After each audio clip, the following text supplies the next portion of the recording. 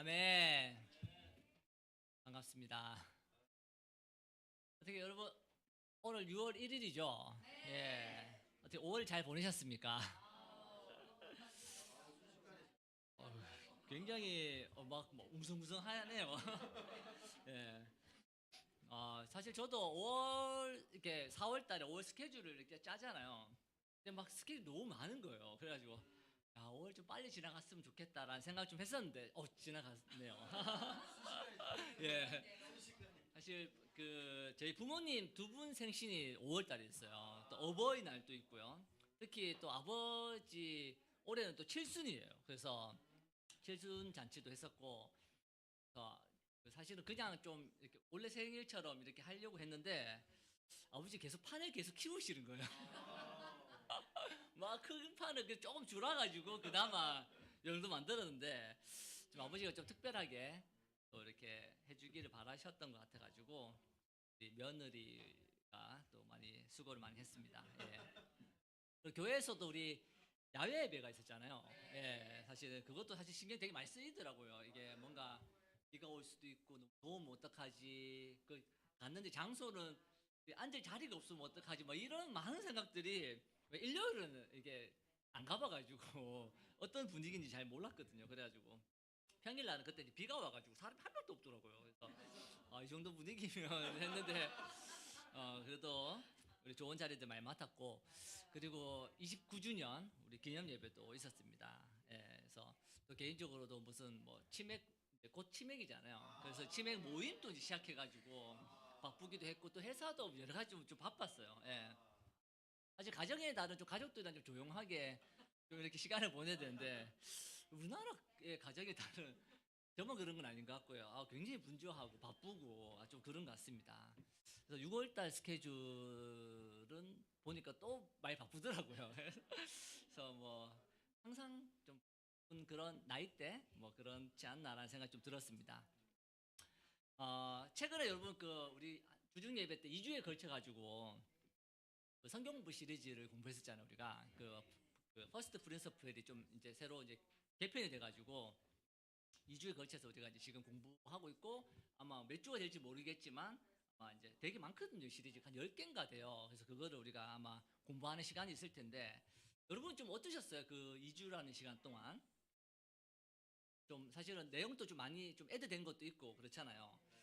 저도 그걸 좀 보면서 뭐 내용적인 것도 좀 많이 애드되게 했고 좀 약간 옛날 성경부가 좀 많이 달라졌네 이런 것도 좀 있긴 했었지만 사실은 이제 성경부라는 것을 이제 좀 다시 한 번 더 좀 이제 좀 생각해 보는 시간이었던 것 같은 개인적으로는 그래서 막 이렇게 목사님이 막 가르칠 때의 그 내용들이 옛날에 성경부 우리가 이렇게 했었지라는 생각들을 좀 생각나게 하더라고요. 처음 성경부 할 때의 어떤 기억들 그리고 성경부에 들어갔던 어떤 시간들 예, 그런 거 있잖아요. 꼭 뭔가 이 영적 전투에 참여한다는 뭐 그런 느낌 있잖아요. 예.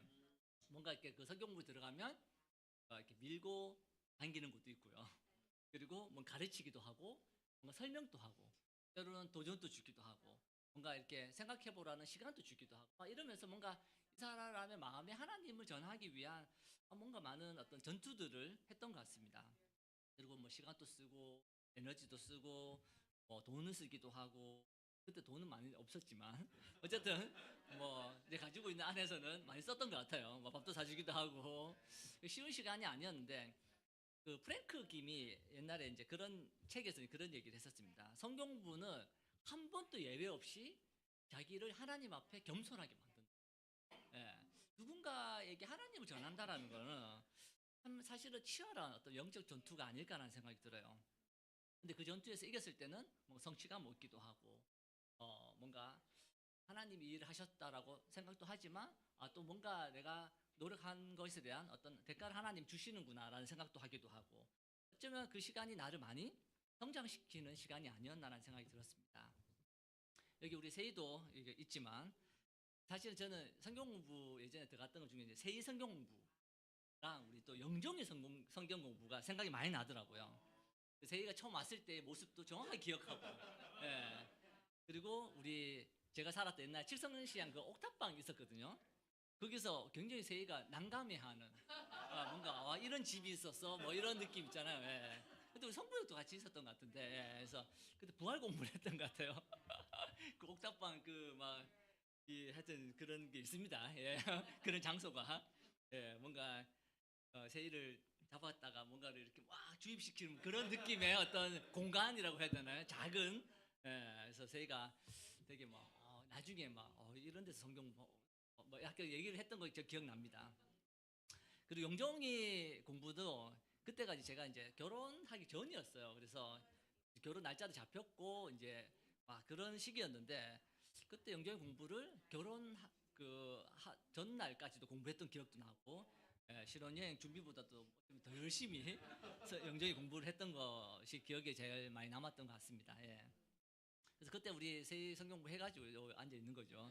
또 우리 또 예원이도 여기 있는 거고, 예, 아주 큰 역할을 한 것 같습니다. 예, 사실 예원이를 부산에서 굉장히 좀 힘들어하더라고요. 보내는 것에 대해서. 저는 지난주에 우리 명영수님 눈물을 봤어요. 눈물 흘리더라고요. 그래서 제가 그걸 보니까 세이를 보내야 되나 뭐 이런 생각. 라는 생각. 세이 가는 거에 눈물 흘릴 사람이 저는 늘 흘릴 것 같습니다. 예. 예.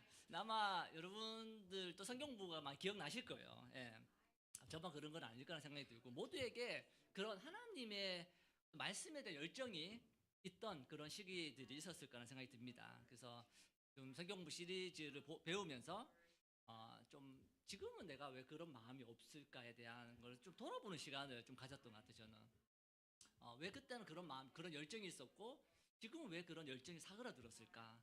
어쩌면 지금은 뭔가 어떤 전투를 치르고 퇴역한 뭔가 군인 같은 느낌, 뭐가 많이 달라진 거지? 막 목사님과도 같이 시간도 이렇게 보내기도 하고 결론은 뭐였냐 하면 마음을 되찾아야 된다. 예, 두려움을 극복하고 다시 무장하고 전투에 참여할 수 있는 준비를 해야 된다는 것에 대한 이야기를 나눴습니다. 성경에는 우리가 복음을 많이 전하잖아요. 사실은 초대교회 형제 자매들이 사도들도 그렇고 특히 여러분 바울 생각하면 사도들의 이제 이방인들의 사도라는 어떤 우리가 표현을 쓸 만큼 진짜 뭐 3번에 걸친 어떤 전도 여행도 하고 그리고 이제 로마로도 이렇게 떠나는 그런 시간들을 보냅니다. 그 죽는 그날까지도 바울은 하나님의 말씀을 전했던 사람이었어요. 처음에 이제 사실은 다마스커스에서 예수님 만나잖아요. 그러면서 이제 눈이 보이지 않게 되면서 뭐 완전히 생각도 많이 하고 뭐 고민하고 기도하면서 그의 인생이 많이 바뀌어요. 예수님 만나면서. 저도 사실은 생각해 보면 제자가 됐을 때 제 삶은 굉장히 많이 바뀌었던 걸 기억해요. 근데 바울은 그 마음을 끝까지 지키고 가잖아요. 근데 저는 뭔가 잠깐 멈춘 것 같은 그런 마음들을 갖게 되었습니다. 우리 고린도후서 11장 21절을 한번 보도록 하겠습니다. 고린도후서 11장 21절입니다. 부끄럽긴 하지만 우리는 너무 약해서 차마 그런 짓은 할 수 없음을 인정합니다. 그러나 누가 무엇을 자랑한다면 나도 어리석은 자랑을 좀 하겠습니다. 라고 바울은 고백합니다. 그 밑에 구절들이 어떤 구절인지 아시죠, 여러분? 몇 번 매를 맞았고 여러 번 뭔가 했고 몇 번이 난파됐고 배가 고파가지고 막 어려웠고 막 이런 얘기들 막 이렇게 해요. 그런 자랑들을 하죠. 음. 그러면 고린도 교회가 거짓 사도들이 막 들어와서 그런 어떤 받아들이는 모습을 보면서 자신도 한번 좀 자랑해 보겠다고 하면서 어리석은 자랑을 하기 시작합니다. 그래서 23절 이하를 보면 알겠지만 그의 자랑은 우리가 생각하는 그런 자랑은 아니에요. 우리는 보통 어떤 자랑을 하죠? 교회에 대해 자랑한다면 우리 교회의 뭔가 규모, 어쩌면 뭐 몇 개의 교회를 우리가 개척했는지, 헌금의 크기는 어떤지, 신도수는 몇 명인지 우리는 쉽게 그런 것들을 자랑하고 싶은 유혹을 받습니다. 하지만 바울의 자랑은 그런 게 아니에요. 그리스도를 위해서 당한 고난이 그에게는 자랑이었습니다.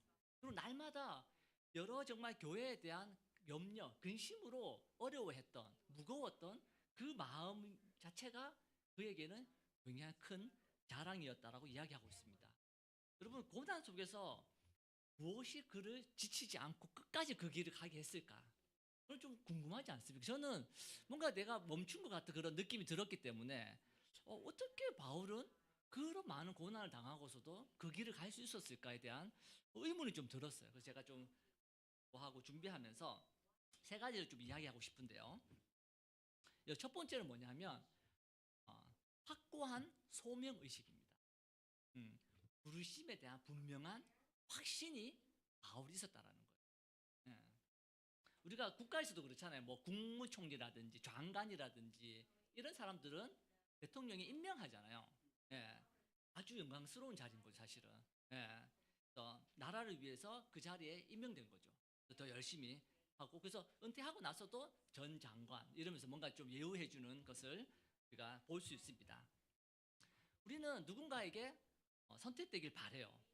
그리고 어떤 대단한 일에 선택되었을 때는 아주 자부심을 가질 수 있게 돼요. 그래서 그 일을 더 잘 이루기 위해서, 잘 만들어 가기 위해서 열심을 다하게 됩니다.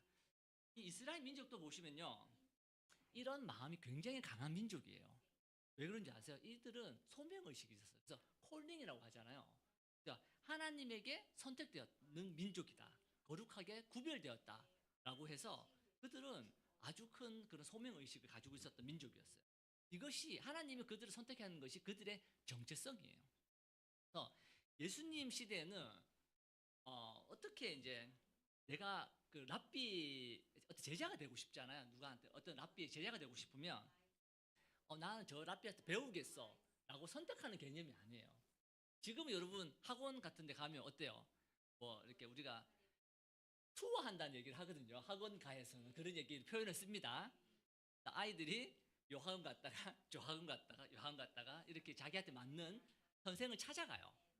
투어한다는 개념을 쓰는데 그런 학생들 별로 안 좋아하죠. 예. 좀 하다가 눈치 보이는 거죠. 이 학생 마음에 안 들 것 같으면 왠지 떠날 것 같은 그런 또 이래 학원비가 날아가는구나 뭐 이런 살짝 그런 느낌이 드는데 그 당시 예수님 시대에는 랍비가 선택하는 그런 어떤 문화였어요. 그래서 물론 이제 배우고 싶은 랍비가 있겠죠. 하지만 선택은 랍비가 해요. 근데 랍비도 그냥 제자를 선택하지 않았어요. 아주 신중했다고 해요. 왜냐하면 자기 명성과도 굉장히 연결되어 있기 때문에 그래서 열정이 있고 헌신적인 그리고 성품도 좋고 잠재력이 있는 그리고 랍비의 발의 먼지를 뒤집어 써라라는 말이 있다고 하더라고요. 제가 찾아보니까. 그러니까 그만큼 랍비를 따라다닌다는 거예요. 그 당시에 길을 걸으면 막 먼지가 나잖아요. 그만큼 가까이에서 랍비를 보고 배우고 따라간다라는 개념이 있었다고 해요. 그렇게 해야지만 그 랍비의 선택을 받아요. 어떻게 선택받냐면 follow me, 나를 따라오라고. 예수님이 했던 그대로. 그래서 그의 제자가 됩니다. 우리 사도행전 9장 1절에서 5절을 보도록 하겠습니다. 사도행전 9장 1절에서 5절입니다. 우리 사울이 예수님을 처음 만나는 장면이에요. 한편 사울은 여전히 주님의 제자들을 위협하고 죽일 기세로 대제사장에게 가서 다마스크 여러 회당에 보낼 공문을 요구하였다. 그것은 믿는 사람이면 남녀를 가리지 않고 보는 대로 잡아 예루살렘으로 끌고 오기 위해서였다. 사울이 길을 떠나 다마스커스 가까이 갔을 때 갑자기 하늘에서 빛이 그에게 비춰왔다. 그 순간 그는 땅에 쓰러졌는데 그때 사울아 사울아 내가 왜 나를 괴롭히느냐 라는 음성이 들려왔다. 사울이 당신은 누구십니까? 하고 묻자 나는 내가 핍박하는 예수이다. 아멘. 여러분 바울은 예수님의 제자들을 핍박했던 사람이었어요. 다 잡아가두고 예수님의 제자가 될 자격이 없었던 사람이었어요. 그렇지 않나요? 예. 열심히 진짜 발에 먼지를 뒤집을 쓸 만큼 따라다니고 존경해야지만 제자가 될 수 있는데 바울은 완전히 그런 사람이야. 그 따르던 제자조차도 막 핍박했던 사람이었던 거죠. 그때 다마스커스로 가는 그 길에 예수님이 그를 선택합니다. 예수님의 음성을 듣고 못 보게 됐을 때 그런 많은 생각을 했어요. 예수님이 자기에게 온 것은 그 당시 문화랑 그 당시에 누군가를 선택한 랍비 문화랑은 완전히 다른 개념이었거든요. 예. 왜냐하면 랍비인 예수님이 그를 선택했기 때문에.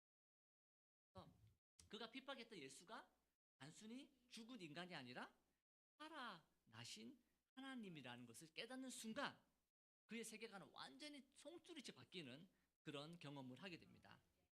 그때 되게 많은 변화를 겪게 되는데요. 네 가지 변화가 있었다고 해요. 어떤 변화가 있었냐면 예수님의 신성을 인정했다고 합니다. 그러니까 핍박했던 예수가 메시아임을 알게 됐던 거죠. 두 번째는 뭐냐면 죄를 깨닫고 회개하는 시간을 가졌다고 해요. 자기가 행했던 박해가 그리스도를 대적하는 행위임을 알게 된 거죠. 그리고 세 번째는 사명과 소명을 받게 된 거예요. 왜? 예수님이 그에게 뭐라고 하죠? 이방인의 사도로 임명하잖아요. 그러면서 그는 사명도 받고 소명을 받게 됩니다. 그리고 네 번째는 성령님이 그에게 임재를 해요. 그래서 시력과 회복과 동시에 그에게 성령을 받으면서 뭔가 마음의 강력한 변화를 일으키게 되는 경험을 하게 됩니다. 우리 고린도전서 9장 16절 다시 보면요. 바울은 이런 얘기를 합니다. 내가 기쁜 소식을 전할지라도 자랑할 것이 없는 것은 내가 반드시 해야 할 일이기 때문입니다. 만일 내가 기쁜 소식을 전하지 않으면 나에게 불행이 칠 것입니다. 아멘. 그는 선택받은 자격이 있는 사람이 아니었지만 예수님의 선택을 받아요. 그러면서 그는 완전히 변화를 겪게 되고 그는 지금 16절에 이런 얘기를 합니다. 정말 단순히 해야 할 의무가 아니라고 그것을 넘어선 마음이라고 표현하고 있어요. 그러니까 복음을 전하지 않고서는 견딜 수 없는 그런 마음을 표현합니다. 여러분 어떻습니까? 여러분 하나님께서 여러분을 자격이 없는 여러분을 주셨다는 분명한 확신이 있습니까? 여러분 우리가 어쩌면 제자로서 이 땅을 살아가는 이유 그런 여러분 그 정체성은 뭐라고 생각하십니까? 우리는 우리의 각자에게 맡겨진 사명을 분명히 알아야 합니다. 여러분 제자 삶이란 뭘까요? 철학적으로 가나요? 많은 고민이 제가 좀 들면서 우리가 제자로 살고 제자로 삼는 삶이 바로 제자 삶이에요. 여러분 제자로 살지 않을 때 우리는 제자를 삶을 수가 없습니다. 그리고 제자를 삼지 않을 때 우리는 제자로 살 수가 없습니다. 이 두 개는 뗄래야 뗄 수 없는 거라는 거죠. 어쩌면 우리는 제자로 산다고 하지만 제자를 삼고 않고 있지는 않는지를 돌아봐야 돼요. 우리 마태복음 6장 33절을 보면 우리는 그런 이유로 선택된 사람들이에요. 그것이 우리가 하나님 우리를 부르신 이유입니다. 바울은 명확하게 그것을 알고 있었어요. 마태복음 6장 33절입니다. 너무 잘 아는 구절이에요. 마륙 33. 너희는 먼저 하나님의 나라와 그의 의를 구하라. 그러면 이 모든 것을 너희에게 덤으로 주실 것이다. 아멘. 저는 이 구절을 보면서 이 마음을 참 많이 잃어버렸다는 생각이 들었어요. 뭔가 먼저 그의 나라와 의를 구하기보다 내 것을 더 챙기려고 하고 누가 정말 이렇게 더 잘 나가고 돈을 많이 벌면 안달나 있는 내 모습들을 많이 보게 돼요. 우리의 인생은 하나님이 챙길 거예요. 그것에 대한 신뢰가 필요합니다. 여러분 청교도들 잘 아시잖아요. 얼마 전에 태화 형도 청교도들에 대한 이야기를 했었는데 이 사람들은 자기가 필요한 이상으로 어떤 것을 소유하는 것을 두려워했다고 해요. 이렇게 얘기를 합니다. 필요 이상으로 주어진 것 그것은 우리로 두 가지의 책임을 갖게 합니다. 라고 해요. 하나는 뭐냐면 감사해야 할 책임. 두 번째는 나누어야 할 책임. 그러니까 필요 이상으로 자기에게 주어진 것은 내 게 아니라는 거죠. 그거는 그냥 하나님께 감사해야 되는 거고 그 여부는 나눠야 되라는 거죠. 우리는 어때요? 필요도 내 거, 남는 것도 내 거. 부족하면 원망, 불평. 어쩌면 그런 것들이 우리 삶일 때가 많아요. 그들은 언제나 하나님이 필요 이상으로 주신 것을 이웃을 돌아보고 뜻이 있는 곳에 써야 한다는 책임감이 있었다고 합니다. 그들에게 가장 큰 수치는 뭐였냐면 재산을 물려주는 것이었다고 해요. 그러니까 가진 재산을 다 나누고 전부 다 써야 되는 것이 그들에게 가장 중요했다고 합니다. 여러분 재산도 하나님이 주신 것이기에 우리는 하나님을 위해 써야 합니다. 모든 것은 하나님이 우리에게 주신 것이에요. 그것을 알아야지. 뭐 그것에는 신뢰가 있어야지만 우리는 우리의 삶의 우선순위가 무너지지 않습니다. 우리는 먼저 그의 나라와 의를 구해야 해요. 우리는 그것을 위해 선택되었음을 기억하시기를 바라고 싶습니다. 여러분 그 소명의식이 있다면 우리는 바울처럼 계속 말씀을 전할 수 있게 될 것입니다. 아멘. 두 번째는 뭐냐 하면요. 성령의 충만함입니다. 능력의 원천이신 하나님과의 동행이 필요합니다. 이게 두 번째 포인트. 성령의 충만. 하나님과 함께 걷는 것. 그럼 바울은 자신의 힘으로 복음을 전했다라고 얘기하지 않습니다. 그는 전적으로 성령의 의지에서 미션을 해요. 그리고 바울이 겪은 트라우마 그 한계를 우리가 만약에 겪는다면 여러분 어떨 것 같아요? 여러분 우리 그거 아마 그거 한 가지만으로도 우리 트라우마를 갖게 될 거예요. 예, 예. 그만큼 쉬운 것이 아니었어요. 바울이 겪은 수많은 고난이.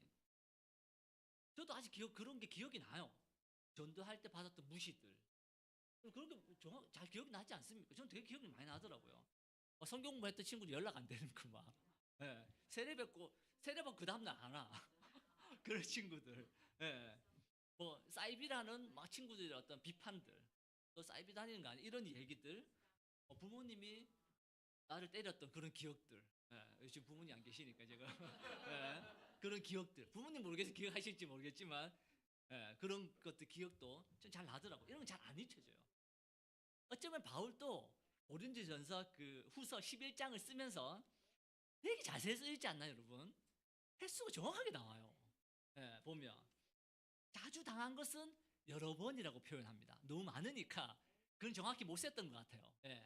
여러 번 당했다고 얘기하고 적은 횟수는 3번, 5번이라고 정확하게 쓰여 있어요. 그 말은 무슨 말일까요? 아주 그에게도 굉장히 그 충격적이었고 어려운 순간이었다는 거예요. 그 말은 우리가 고린도후서 11장에 보면 막 쓰여 있지만 그 바울의 입장에서 그게 굉장히 사실은 우리는 그냥 읽으면 끝날지 모르겠지만 그에게는 그것이 굉장히 기억에 남는 어쩜 순간이었던 것 같아요. 그러니까 셀 수 있을 만큼 아주 충격이었던 거죠.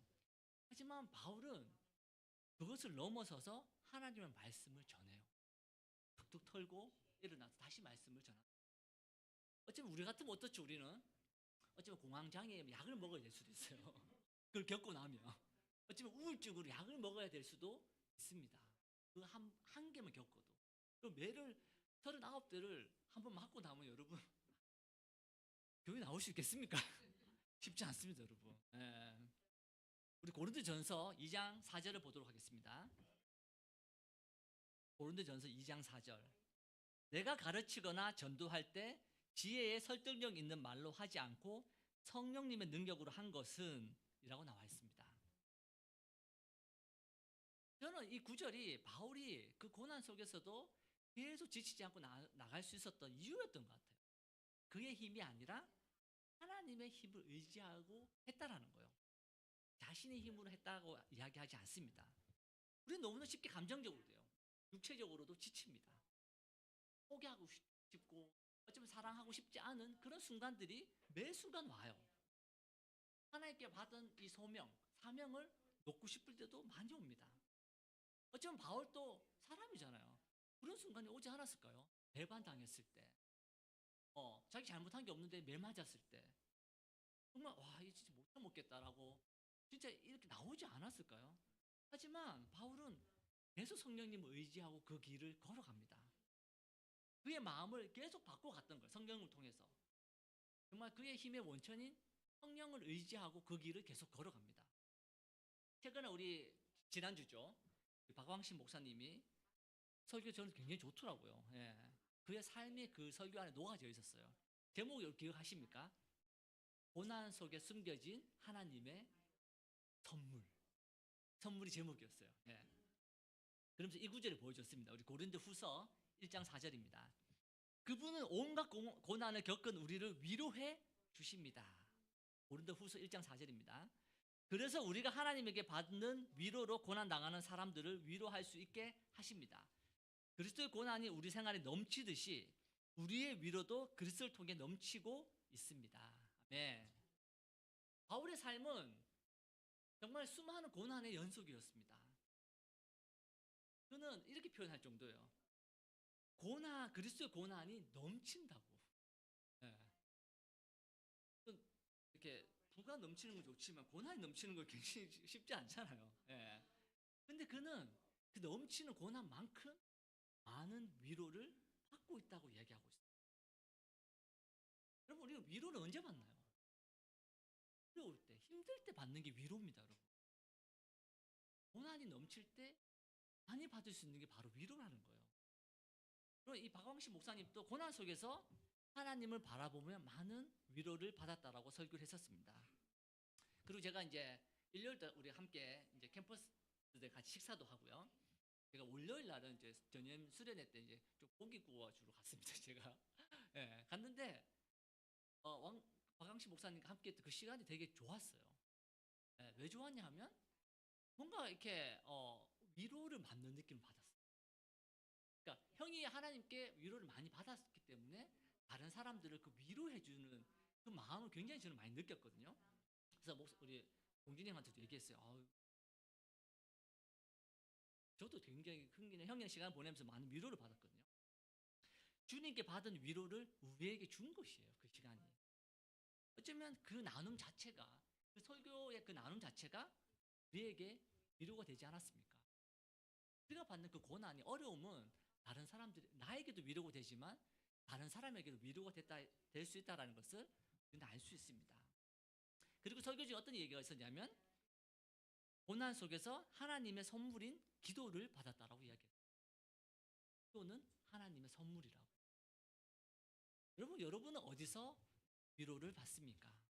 우리 삶에도 고난이 있잖아요. 어려움이 있고 뭔가 잘 안 되고, 그때 여러분은 어떻게 위로를 받습니까? 어디에서 위로를 받습니까? 어쩌면 우리는 세상적인 방법으로 위로를 받으려고 할 때가 많습니다. 어쩌면 그것은 육체적인 잠깐의 힘은 줄 수 있지만 하나님이 우리에게 주시고자 하는 위로랑은 너무 달라요, 사실. 그럼 위로는 하나님 관계를, 그 깊은 관계를 통해서만이 받을 수 있는 것임을 기억하시기를 바라고 싶습니다. 여러분, 우리가 계속적으로 복음을 전하기 위해서는 우리의 힘이 아닌 힘이 필요합니다. 그렇잖아요. 우리의 힘은 금방 꺼지고 금방 그 배터리가 다 돼버려요. 우리의 배터리는 아주 작습니다. 예. 근데 하나님의 배터리는 무한적이에요. 필요 없어요. 하나님 계속적으로 우리에게 그런 힘을 주실 수 있습니다. 여러분, 기도를 통해서 그 힘을 받으시길 바랍니다. 여러분, 어떤 기도도 좋아요. 만들기 나름이잖아요. 저는 왕식 목사님이 그 만드는 무슨 단어들이 그 장명 솜씨가 되게 대단하더라고요. 뭐 양털 기도, 뭐 재건 기도, 뭐 40일 뭐더라, 뭐 불가능 기도, 뭐 이런 것들 막 만들어내더라고요.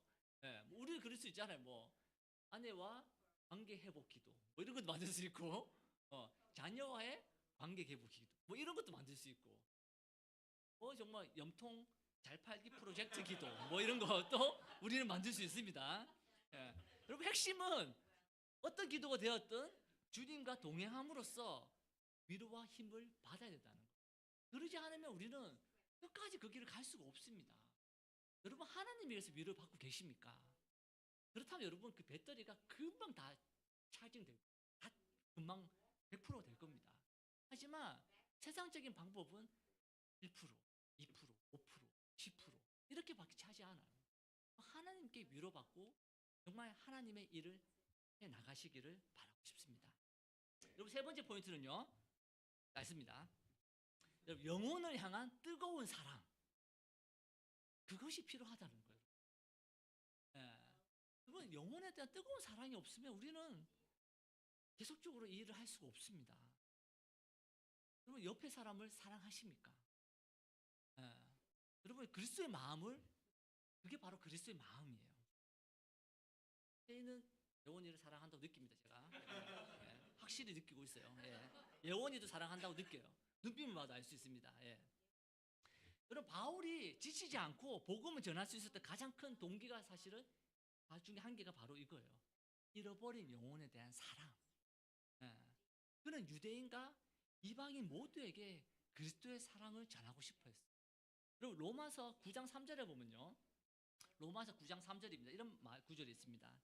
만일 내 동족이 구원만 얻는다면 내가 저주를 받아 그리스도에게서 떨어져 나가는 한이 있더라도 나는 그렇게 되기를 바라고 있습니다.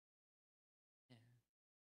여러분, 우리 처음에 제자가 됐을 때 생각해 보면 정말 주변 사람들을 사랑하고 싶지 않았습니까? 여러분, 그 사랑이 좀 뜨겁지 않았습니까? 여러분, 그는 그리스도를 정말 사랑했어요, 바울을. 근데 그리스도에게 떨어진다는 것은 그는 어떤 마음일까? 굉장히 쉽지 않은 마음이었을 것 같아요. 그렇지만 그렇게 될지라도 그는 자기의 동족이 구원받기를 바랬어요. 마음이 바로 그리스도의 마음입니다. 예수님 우리의 구원을 위해서 기꺼이 하나님에게서 떨어져 나갔어요. 여러분, 죄를 지으셨다는 것은 하나님과 떨어졌다는 거거든요. 그런 고통을 그는 감내했습니다. 바로 그것이 사랑이었어요. 바울 또한 자기의 동족을 사랑했던 것입니다.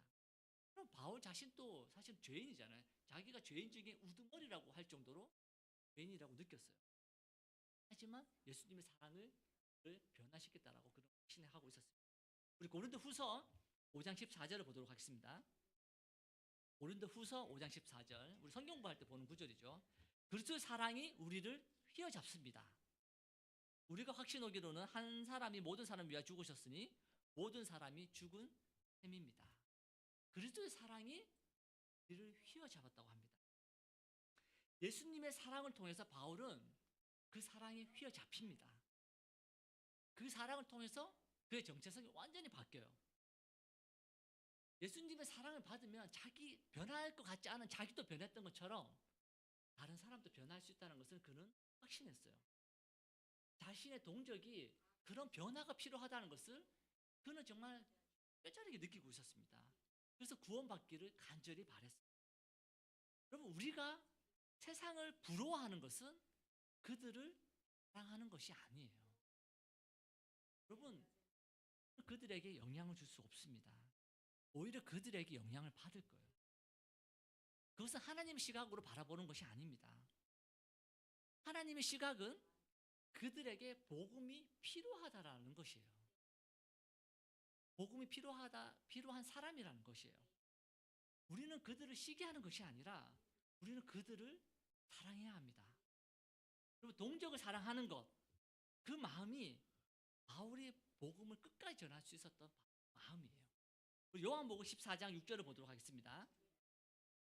요한복음 14장 6절입니다. 마지막 9절입니다. 그래서 예수님이 그에게 말씀하셨다. 나는 길이요 진리요 생명이다. 나를 통하지 않고는 아무도 아버지께 가지 못한다.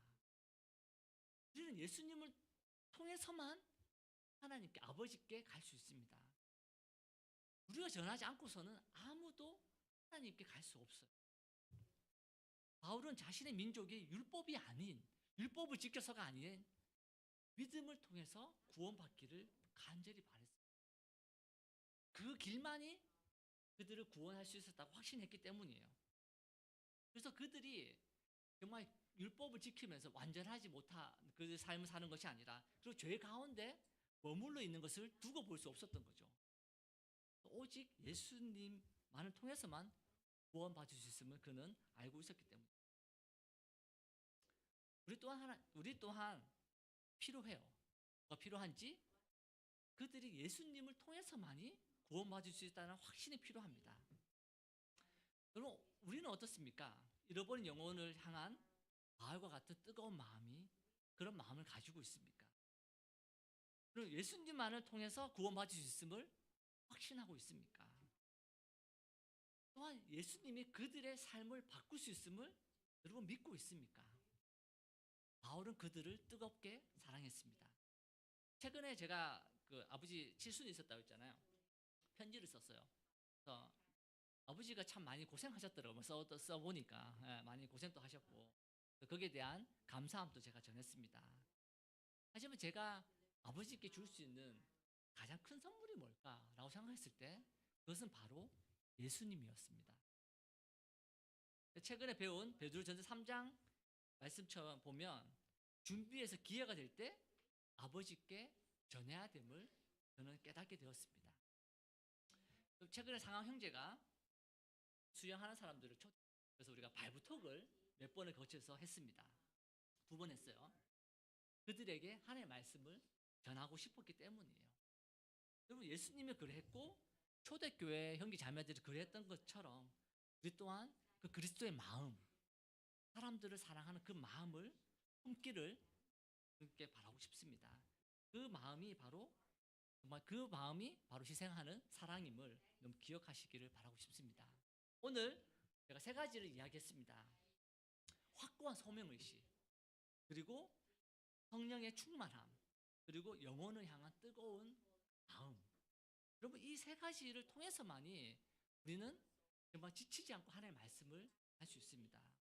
우리는 정말 이 3가지는 오늘날에 똑같이 우리에게도 적용되는 영적인 원리임을 기억하시길 바라고 싶습니다. 바울처럼 하나님의 부르심을 분명히 깨닫는 게 필요해요. 그리고 매일 성령의 충만한 시간들을 가지는 게 필요하고요. 3번째, 잃어버린 영혼들을 향한 뜨거운 사랑하는 마음을 가지기를 여러분께 바라고 싶습니다. 그러니까 우리가 지치지 않고 끝까지 우리가 정말 끝까지 제자 삶을 살자. 아직 우리는 젊습니다. 우리는 아직까지 하나님의 일을 해야 해요. 우리는 퇴학하면 안 됩니다. 리타이어하면 안 돼요. 우리 죽을 때까지 하나님의 말씀을 전해야 되는 제자의 삶을 살아야 합니다. 여러분 정말 지치지 않고 그 길을 갈 수 있는 바울의 비법을 기억하시고 그 길을 가시길 바라면서 말씀 마치도록 하겠습니다.